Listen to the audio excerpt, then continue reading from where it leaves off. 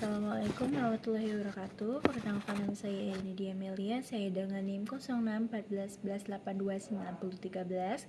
Di sini saya akan membuat tugas psikoper psikologi perkembangan anak pada usia 4-8 tahun. Di sini saya akan menjelaskan teori tentang jam biasa dan callback. Di sini pertama-tama saya akan menjelaskan tentang teori jam biasa. Dalam teori jam biasa ini terbagi menjadi 3 tahapan. Yang pertama itu tahapan moralitas pramoral. Pada tahapan ini anak berusia 0-5 tahun.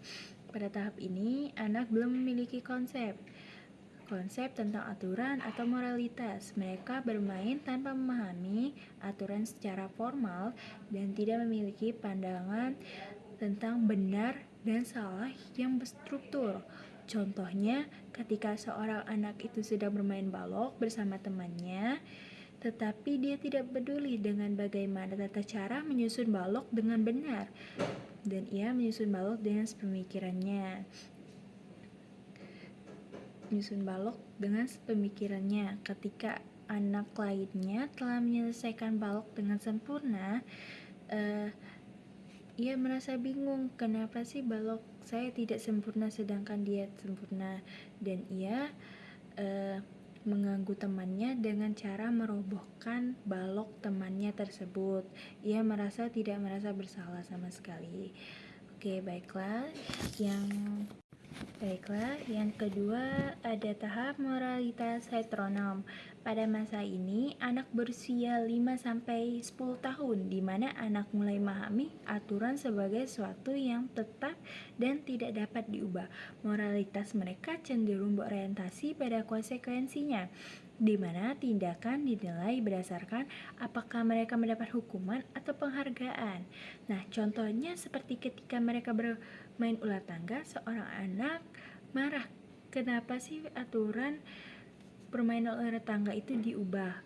Karena menurut aturannya sebelumnya itu benar dan tidak dapat diubah. Jika salah satu dari mereka menyelesaikan permainan ular tangga tersebut, maka mereka akan dianggap pemenangnya.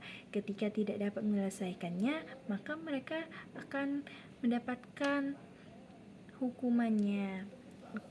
Yang ketiga ada tahapan moralitas otonom. Pada usia anak 10 tahun ke atas, anak mulai menyadari bahwa aturan adalah hasil kesepakatan sosial dan tidak dapat diubah melalui konsekuensinya. Moralitas menjadi lebih berdasarkan nilai balik tindakan, bukan karena konsekuensinya eksternalnya.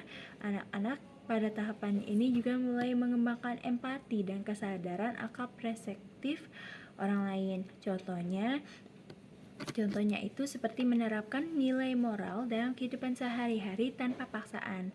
Ketika seorang